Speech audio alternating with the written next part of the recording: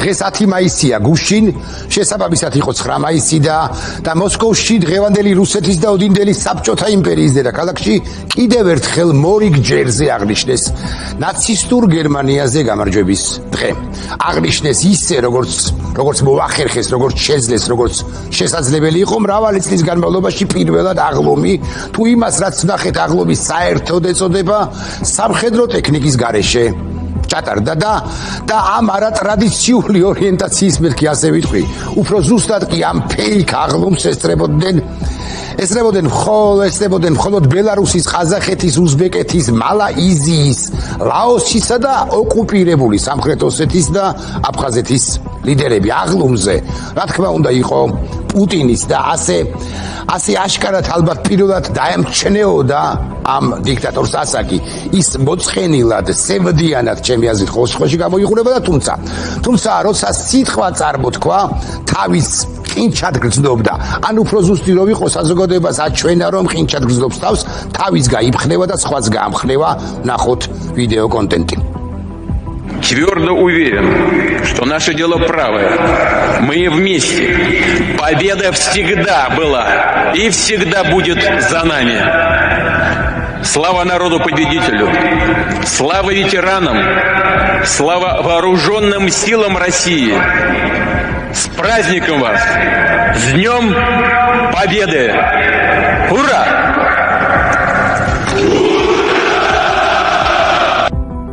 ღვარძლის ეთყობა თუ გულახდილები ვიქნებით პუტინს კიდე სიბერი ეთყობა და კიდე რაღაც გაბოროტება ეთყობა და ასე შემდეგ სლავა ნაროდუო და ჩვენ ყოველთვის სპეციალურად არ თარგმნეთ ტიტრიც კი არ დავადეთ რომ მე მეთარგმნა ასე სახელდახელოდ და ამას ამბობს პუტინი რომ ჩვენ ყოველთვის გამარჯვებულები ვიყავითო ისე ამათ რა უთხარი შეგვიძლია ათეულობით შემთხვევა გავიხსენოთ რუსეთის ისტორიიდან როცა რუსეთი სულაც არ გაუმარჯვია ამა თუ იმ ომში მოკლედ ასე განჭრეტა რომ შეშლილი ლიდერი თავის ბოლოს წინა 9 მაისო აღლუმს დაესწრო ალბათ მაინც არ შეიძლება თუმცა ვინიც ის და ეგებ ასეცა ერთი რამ ცხადია ის აღარ და ვეღარ ასხივებს გამარჯვებას წლიდან წლამდე აღლუმიდან აღლუმამდე აი ეს არ არის მაინც და მაინც 2022 წლის ფოტო ჩემგან ხელმარცხრივ მაგრამ წლიდან წლამდე აღლუმიდან აღლუმამდე ის ქრება და ჩამქორალიც არის 2022 წელს ბევრად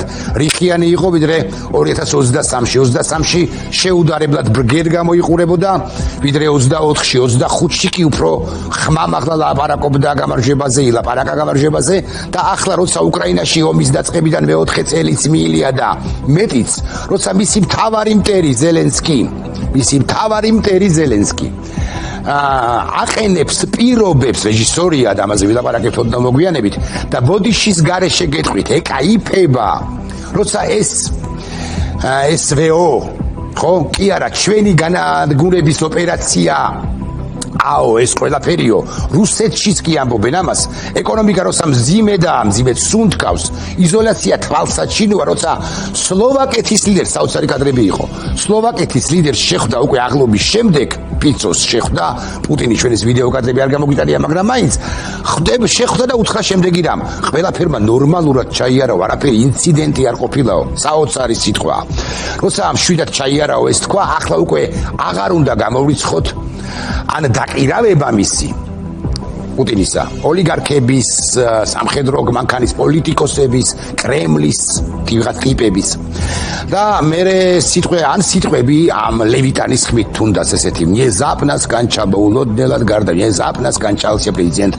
Российской Федерации Владимир Владимирович Путин თუ ასე მოხდა ცოტა ხანს იგლოვებენ რა საკვირველია მოსკოვში ცოტა ხან 1 თვე 2 თვე 7 თვე არ ვიცი ცოტა ხანს ესეთ ძიმე მდგომარეობაში იქნებიანო ძიმე მდგომარეობაში რო არიან წარმოაჩენენ ასე თუმცა ალბათ ნებისმიერი მოსული უკვე შემდგომ მას გაემიჯნება წინამორბედს გაემიჯნება დაგმობს მასაც სტალინი თქვილა არ არის გამოტანილი და ხრუშოვი და მის მემკვიდრეობასაც რუსეთს ამის გამოცდილება აქვს 53-ში მოკვდა სტალინი ხოლო 56-დან სტალინს გაუბედეს და ის დაგმეს და პუტინი აბა ვინ უგდიათ დიდრონ ბელადთან სტალინთან შედარებით მოკლედ თუ დრო გვეყო ამაზე კიდე ვისაუბრებთ ახლა კი დავსვათ 9 მაისს ერთი და საკმაოდ მნიშვნელოვანი კითხვა ჩემი აზრით საბჭოეთმა სხვებთან ერთად გაიმარჯვა 9 მაისს თუ გაიმარჯვა 8-ში.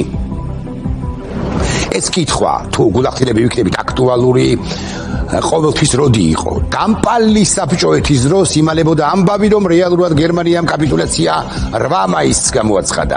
კადრები გადის საღამოს არასრულ 23 საათზე ამ ჩუმჩუმალობას და დამალობას ჰქონდა საფუძვლები წლების ათწლეულების განმავლობაში ვერც ერთი ლიდერი გნებავთ საბჭოეთისა და გნებავთ რუსიისკაია ფედერაციისა ამ მიმართებით მაინც ვერ ბედავდა ბელადი სტალინის ახირების რევიზიას. შესაბამისად საბჭოეთმაო ნაციზმზე 9 მაისს გაიმარჯვაო ამას ამბობდნენ სულ პოსტსტალინისტურ ეპოქაშიც კი აი ხრუშოვიც კი ამბობდა ამას ის ხრუშოვი რომელმაც ამოძირკვა სტალინი ან ეცადა უნდა ვთქვათ რომ თავად დიქტატორი ამ დღეს მხოლოდ კრემლში და შედარებით მოკრძალებით ხდებოდა ხოლო მემკვიდრეებმა აპომპეზურეს ეს 9 მაისი და არც სტალინის მგმობ ხრუშოვს აკითხარით არც ცოტაზე მეტად გამოპრუტუნებულსა და არის ბრეჟნევს ჩემგან ხელმარჯვნივ შუაში მოქცეულებს გორბაჩოვს და ელცინს ლოთ გორბაჩოვს იარა ლოთ ელცინს და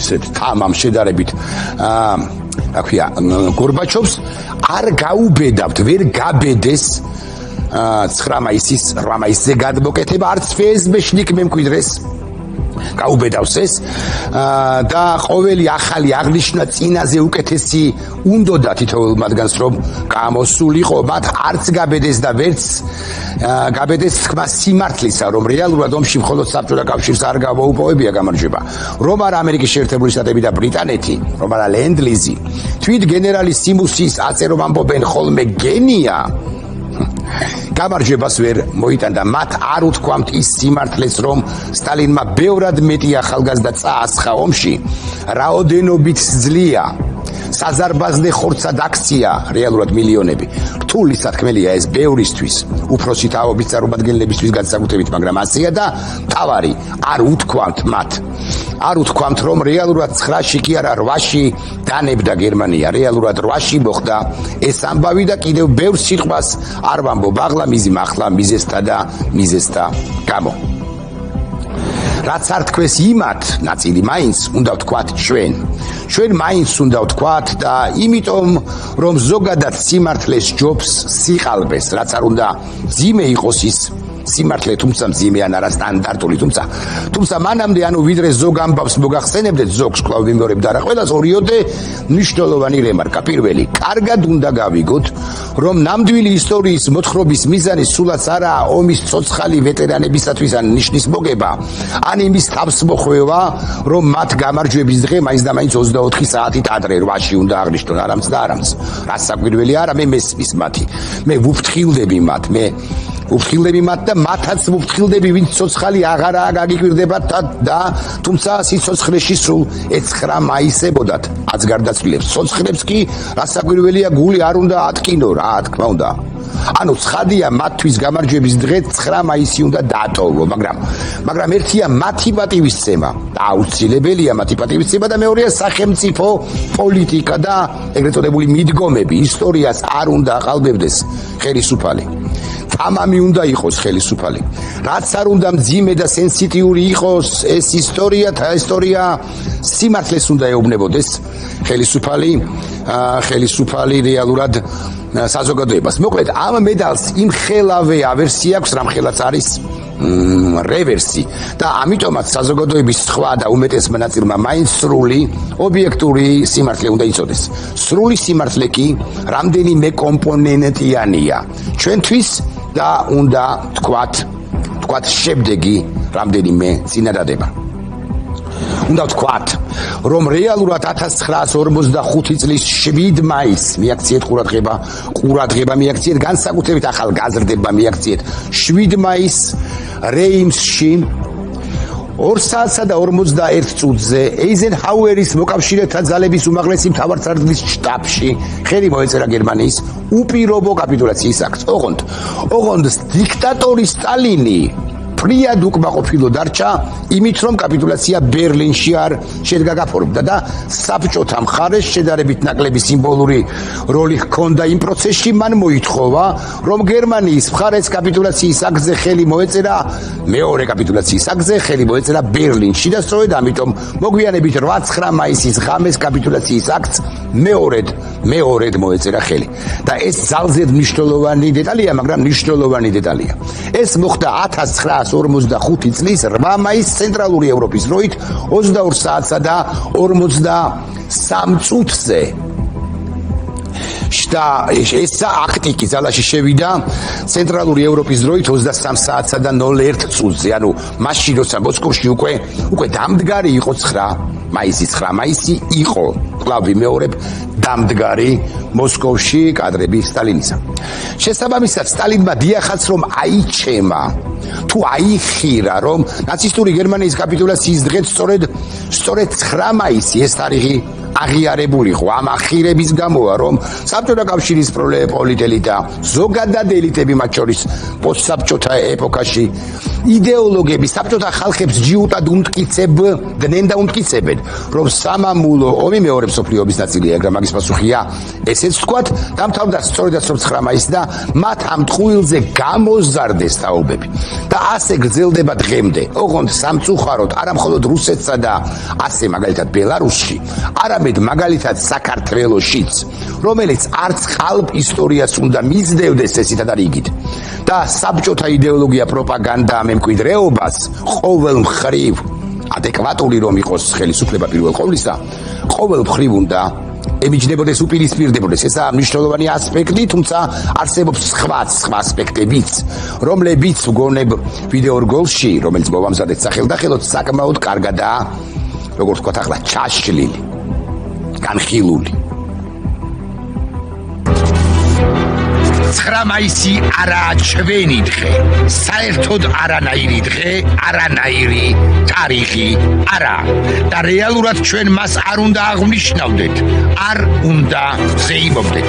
მოკლედ, რეალური ისტორია ამგვარია მესამე რაიხის შეიარაღებულმა დარჩენილმა ძალებმა უპირობო კაპიტულაცია გამოაცხადეს არა 9, არამედ 8 მაისს.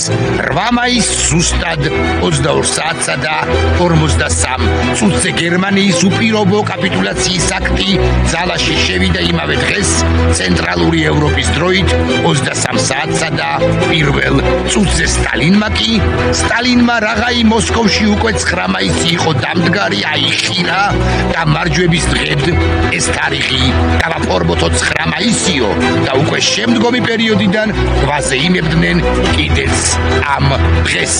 მაგრამ ესეც არა თავარი რეალურად მოკავშირეების ნაციზმზე აუცილებელი გამარჯვება არა საქართველოს ბედნიერების დღე არა იმიტომ რომ ვიმეორებთ ნაციზმი არ უნდა დამარცხებულიყო არა გასაკვირველია უნდა დამარცხებულიყო და განადგურებულიყო მაგრამ ხომ არ გვავიწყდება რომ ეს მაინც იყო რუსების გამარჯვება რუსეთის ომი ქართულგვარიანი სტალინად ქმნილი ჯუხაშვილის ომი რომელმაც ვიდრე 41 წლამდე 20 წლით ადრე გადატელა საქართველოს სახელმწიფო და რომელმაც 700,000 ქართველი წაიხვანა იმ ომში თავის ომში და მინიმუმ 200-250 და ვინც ის და მართლა 300,000 ქართველი დაიღუპა იმ არა საქართველოსთვის ომში.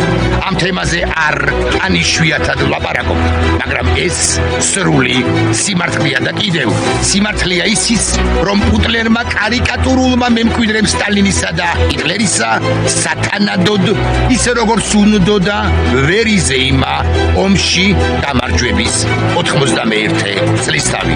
რატომ? იმიტომ რომ რუსეთი უაღრესად სუსტი ქვეყანაა რეალურად და უკრაინაში ომის დაწყებიდან 4 წლის თავზე ის მარცხდება მეთოდურად და გარდაუვლად.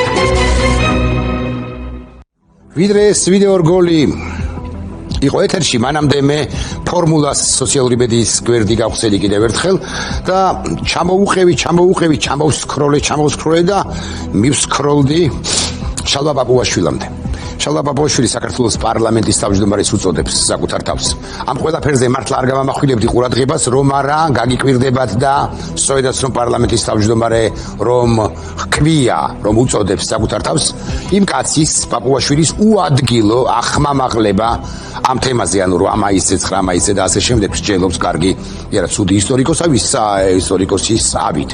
იმ მოქალაქეებზე, რომლებიც ნამდვილ ისტორიას უამბობენ, საზოგადოებას პაპუაშვილი ამბობს, კიდე ბევრს ამბობს, მაგრამ ეს მნიშვნელოვანი ნაწილია. პაპუაშვილი ამბობს, ვინც 9 მაისს არ ცნობს და 8 მაისს აღიარებსო, ერის საინტერესო სხვა იდენტობის შეცვლას ცდილობსო. ამასაც არ სჭირდება და ამატებს, რომ ჩვენი წარსულის მისი საბჭოთა ხასიათის უარყოფა, საბჭოთა ხასიათის და აგრეთვე კომუნიზმ ბოლშევიზმის ფაშიზმთან გათანაბრება არ შეიძლება და კი არ ამთავრებს, მაგრამ გულისხმობს, რომ ეს დანაშაულია. ახლა მე ჩემსაც გეტყვით, ჩემი სუბიექტური აზრით, პაპუაშვილისეული სიგიჟე აზრი, სუბიექტური აზრით, სიგიჟე აზრი, ყველაფერთან ერთად წმინდა რუსული ხაზი იდეოლოგია მესიჯია და მეტიც პირი უჩანს ჩამოყალიბებული არა მის, არამედ ლუბიანკის ფსბ-ს ბნელ რომელიღაც კაბინეტში. მხოლოდ ამით შეიძლება აიხსნას მისი გაისტორიკოსება პოლიტიკური კარიერის ჩემი მოსაზრებით მაინც დაისწე. მეორე და მთავარი, არც 8 და არც 9 მაისი საერთოდ არაა ჩვენი მარადიული, ვიმეორებ და ყურადღება მიაქციეთ ამ სიტყვას, მარადიული იდენტობის ნაწილი, ანუ გაიulis წლები და მომავალ თაობებს ბოდიში და ფეხებზე ეკიდებათ, ბუნებრივად და ეკიდებათ ბჭყალებში დიადის საბჭოეთის გამარჯვება და კიდევ რომ ვწდებოდი, დავუშვათ და ვწდები. და დიდი სამამულო ომის ხსოვნა 100 წლეულებს, რაც წარმოუდგენელია, მაგრამ მაინც რომ გასწვდეს, ვიმეორებ, ძალიან დიდი ეჭვი ემყარება ამაში. ერი იდენტობას ვერ დაკარგავს თუ ისტორიულ ფაქტს აღიარებს და ნაციზმზე გამარჯვების დღე და არა 9 მაისს, არამედ 8 მაისს მიიჩნევს და ბოლოს კიდევ ერთი ასპექტი, ალბათ ძალიან მნიშვნელოვანი, გულზე ხელი დაიდეთ თითოეულმა თქვენგანმა და თქვით, არა, სხვაგვარად ვიტყვით, თუ გნებავთ, გულზე ხელი დაიდეთ და თქვით, მაგალითად, იცით თუ არა, როდის გაიმართა, მართლა სხვაგვარად ვიტყვი, დაგუგლის გარეშე, იცით თუ არა, შალვა პაპუაშვილმა, მაგალითად, როდის გაიმართა, ვთქვათ, რა დავასახელოთ ახლა და შანქორის ბრძოლა. როგორ გორიათ იცის? დარწმუნებული ვარ, რომ არა, არც მან და არც საქართველოს პარლამენტის დეპუტატებმა, საკუთარი თავი დეპუტატებად რომ საკუთარ თავს დეპუტატებად რომ მიიჩნევენ, მათაც არ იციან. დიახ, არც მას და არც ბევრს არც ახსოვს, არა თუ თარიღი 1 ივნისია. არამედ წელიც და გავბედავ და ვიტყვი ეპოქაც კი. ეს არის მე-12 საუკუნის დასასრული 1195 წელი რომ ვიცოდეთ, მაგრამ კითხვა ამგვარია, ვისაც არ ახსოვს როდის გაიმართა შანქორის ბრძოლა, ხო, იდენტობა დაკარგულია? დაუგუგლავად თქვით, ფასიანის ბრძოლა გახსოვთ? ახსოვს რომელი შალვა პაპუაშვილს ახსოვს? როდის მოხდა, რატომ მოხდა და როგორ მოხდა? თქვენზე არა და პაპუაშვილთან მიმართებაში ასე რომ ამბობენ, რაცხა ეჭვი მეპარება, მე გულახდილად გეტყვით ამაში, ანუ მან არ იცის რომ მე-13 საუკუნის 1203-ან 1202 თუ 1203 წელია. დიახ, ობიექტურადაც ბასიანი, შამქორი თუ მანამდელი მაგალითად დიდგორი კაცილებით მეტადაა იდენტობის ნაწილი. და ამასთან ამასაც ვიტყვი, ბარებ ჩვენი იდენტობა არის ბრძოლა საბჭოთა კავშირთან და თანამედროვე რუსეთთან, ანუ სულ მუდმივი ბრძოლა მათ შორის საბჭოთა კავშირთან.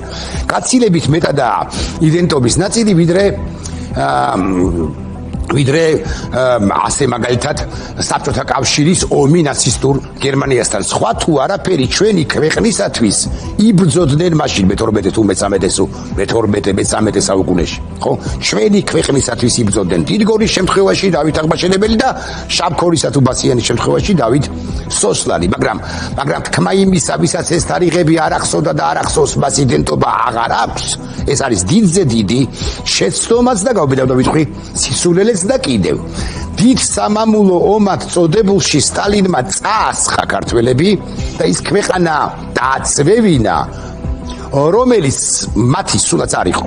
ჩვენ ყოველთვის უნდა გვახსოვდეს, რომ ამ ომამდე 20 წლით ადრე ჩვენ დამოუკიდებლობა სწორედ სტალინმა და სხვებმა კიდევ, მაგრამ სტალინმა ორჯერ იგიზემ და სხვებმა წაგვართვეს და წაართვა სტალინმა იმ ახალგაზრდებსაც ქვეყანა და მოუკიდებლობა, რომელთა მამები ან უფროსი ძმები ამოწყვიტა სტალინმა, მანვე ამოწყვიტა 1921 წელს, რუსეთმა ამოწყვიტა 21 წელს.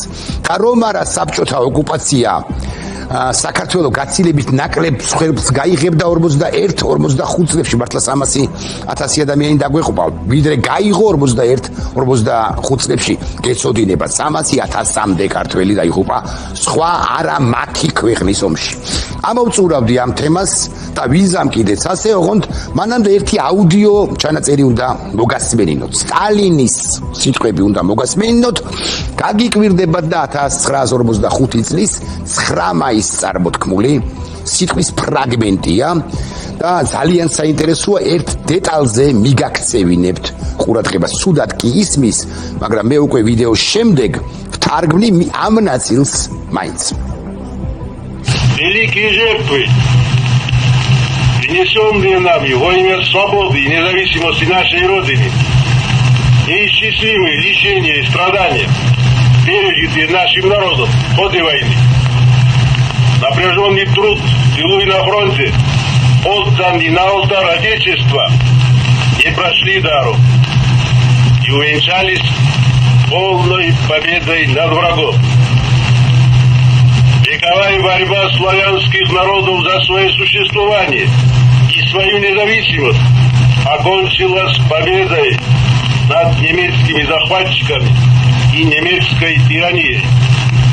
უყურეთ, მომესმა, ვეკავაია, ანუ საუკუნო ომიო, ვეკავაია არის საუკუნო. სლავიანსკიხ ნაროდავ, სლავი ხალხის საუკუნო ომი გამარჯვებით დასრულდაო. მე ესე მახსოვს და თქვენც ესე გახსოვთ, რომ 300,000 ქართველიც დაიღუპა. ანუ ეს არ იყო მხოლოდ სლავი რუსების ომი. ეს იყო მათ შორის ქართველების ომი. თუ ასეა, მაინც და რატომ არ ახსენა? და სრულიად უგულებელყოფილია თქვენი წინაპრების წვლილი. თქვენი წინაპრების წვლილი იმ სტალინის მიერ, რომელიც თქვენ მოგწონთ. არც კი უხსენებია, აი ვოჟდს ისინი.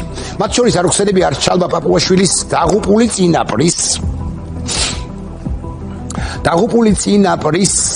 წარმომავლობა. ისიც სლავიანსკი ნაროდის წევრად მიაჩნდა და იმიტომ, ხოლო პაპუაშვილი მისი ვრცელი ეპისტოლეს დასაწყისში ოჯახის წევრზე ნამდვილად საუბრობს, ასე იწყებს, ვკითხულობ, ვიღებ ხელში კალამს, გაძლევ კეთილ სალამს, იყავი ბედნიერი, შენი შვილებით მარგალიტ.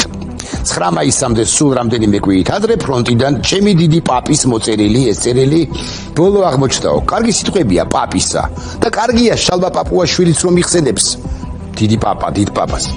ჩვენ მას დაღუპულ ომში ცხადია მადლობა უნდა გადავუხადოთ ბრძოლისთვისაც, თავდადებისთვისაც და იმ კარგი წერილისთვისაც, რომელიც მან ოჯახის წევრს გამოუგზავნა, მარგალიტს გამოუგზავნა. დარწმუნებული ვარ, შალვა პაპუაშვილიც ალბათ არ უარყოფს იმას, რომ აცგარდაცვლილი კაცი, სახელი არ ვიცი, ბევრად უკეთესი მოქალაქე იყო, ვიდრე შემდგომი მისი შთამომავალი, ანუ შალვა პაპუაშვილი. გმადლობთ ყურადღებისათვის.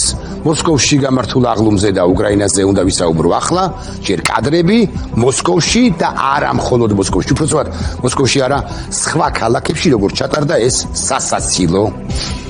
სასაცილო ეგრეთ წოდებული აღლუმი.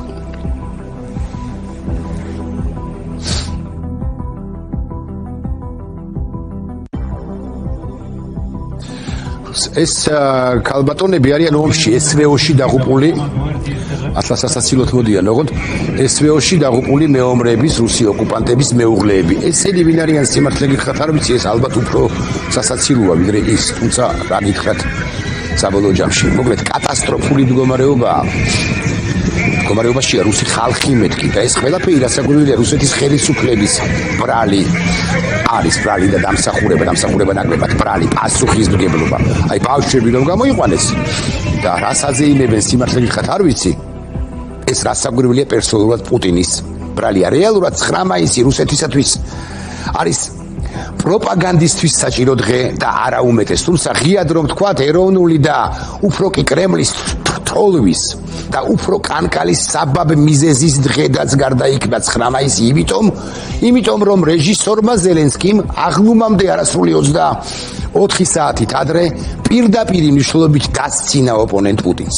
როცა გამოსცა განკარგულება წითელი მოედნის, სიცილს ვერ ვიკავებ მეორე მხრივ, არ დაბომბვის თაობაზე. დიახ, ამით პრეზიდენტმა ზელენსკიმ ამ ნაბიჯით დამოუკიდებლად იმის ამოახერხებდა თუ არა უკრაინა იერიშის მიდანაც მოსკოვზე ზელენსკიმ ბევრად ძიმედ დაარტყა რუსეთს მოსკოვს უშუალოდ პრეზიდენტ პუტინს და ეს იყო ესოდენ აუცილებელი ვიტყოდი ასე არნახული დამცირება რუსეთის დიქტატორისა. იმიტომ რომ როდესაც მტერი გეუბნება შეგიძლია აღლობი ჩაატარო არ შეგეხებით ეს ნიშნავს რომ ერთ შენთვის არ ამშვენიერ დღეს თქვათ მომავალი წლის მაისში 9 მაისს ან შუა წლის თქვათ სექტემბრის პირობითად 17-ში მას გაუფრთხილებლად და დაუნდობლად შეუძლია მოულოდნელი იერიშის მოტანა შენზე. ანუ მოსკოვზე, რუსეთზე, რუსეთს ისედაც არ ტყავს. მოსკოვი იგულისხმება და მოსკოვის ცენტრი იგულისხმება. მოსკოვს კი არა, რუსეთს ისედაც უტევს. შესაბამისად, რუსეთი უკვე გახდა ომის რეჟისორის ზელენსკის თამაშის ნაწილი. ხოლო მისი სიძლიერე დაფშვილი და აღარ არსებულია, იმიტომაც რომ წითელი მოედანი, აღლუმი წლების განმავლობაში იყო სამხედრო ძალის თეატრი, დემონსტრირება ხდებოდა სამხედრო ძალისა, ტანკებისა და რაკეტების დემონსტრირებით რუსეთი საკუთარ ძალას ასხივებდა, გვაჩვენებდა, ახლა კი რა ხდება? ახლა სიცარიელეა. იმიტომ რომ სიძლიერის სიმბოლოები, ეს სიმბოლოები გაქრა, უმრავლესობა ამ ტანკების რაც იყო კაცში გამქრალი აფეთქებულია, აღარ არსებობს და დარჩა მხოლოდ ფორმა, რომელიც შინაარს ვეღარ იტევს, ანუ დარჩა მდუმარე ქალაქი მოსკოვი, მდუმარე ქალაქი პეტერბურგი, აგრეთვე, რომელიც უნდა ზეიმობდეს მოსკოვი პირველ ყოვლისა და რომელშიც ინტერნეტიც კი გათიშულია, მობილური კავშირი შეზღუდულია, უკვდავი პოლკი, ონლაინ რეჟიმი, სმერტნი პოლკ, ხო? ონლაინ რეჟიმზეა და ეს აღარ არის ზეიმი რეალურად, ესაა კატასტროფა იმპერიისათვის და ძალიან კარგია ეს. და ტრაგედია პუტინისა და ეს ძალიან კარგია, ესაა პოლიტიკური მარტოობა პირისა, რომელიც უკვე რიხდა კარგული იმეორებს სიტყვებს გამარჯვება, ბიედა. დიდება, სლავა, ისტორია, სამართლიანი საქმე და ასე შემდეგ და ასე მაგრამ სიტყვები უკვე ფუჭია. იმიტომაც რომ როცა წარმოთქვამ ამგვარ სიტყვას გამარჯვება ყოველთვის ჩვენი იყო ეს თქვა და შენს უკან ტანკები აღარ დგანან, ეს აღარ არის დარწმუნება, ეს არის თვით დარწმუნება. და კიდევ, როდესაც ლაპარაკობ დიდება ეგესა, სიდებაზე, ხოლო შენს ქალაქებში დედები და ცოლები ვაჩვენეთ ეს კადრები ჩვენ გამოდიან აღლუმზე დაღუპული სამხედროების ნაცვლად, ისინი დაიღუპნენ სამხედროების ნაცვლად, მოდი ასე ვიტყვი, ეს უკვე ტრაგედიაა, რასაკვირველია იმ ქვეყნისა. და ეს ტრაგედია უკვე ვეღარ იმალება და ესაა ყველაზე დიდი მარცხი რუსეთისა, მარცხი, როცა პროპაგანდაც კი ვეღარ აჯერებს საკუთარ ხალხს. ანუ სისტემა უკვე გატეხილია, ეს უნდა ვიცოდეთ აუცილებლად. და ბოლოს მოკლედ მეცხადი არ ვიცი როდის გაფორმდება რუსეთის მარცხი, გაფორმება როდის მოხდება. მაგრამ ვიცი ერთი რამ, რუსეთი დღეს არ ჰგავს იმ იმპერიას, რომლის იმიტაციასაც ცდილობს, ის გავს ქვეყანას, რომელსაც ერიდებიან, რომელსაც არენდობიან, რომელსაც იზოლაციაში ამყოფებენ, რუსეთი კეთროვანი სახელმწიფოა. და ეს აღარაა მეტაფორა, ეს არის რეალური მდგომარეობა. ქვეყანა, რომელთან შეხებაც კი პრობლემაა, რომლის პარტნიორობაც რისკია, რომლის სიტყვას აღარაფერს ნიშნავს და სწორედ ეს 9 მაისი გახდა ამ ყველაფრის სიმბოლო. ეს რომ ვიცოდეთ მაინც. დღე, როცა უნდა ეზეიმად გამარჯვება, სისუსტის დემონსტრირებად იქცა. ეს დღე რუსების შიშის დემონსტრირების დღედ უნდა თქვა ასე გარდაიქმნა. და ბოლოს 1945 წლის 8 მაისი რჩება გამარჯვების დღედ. არის გამარჯვების დღე.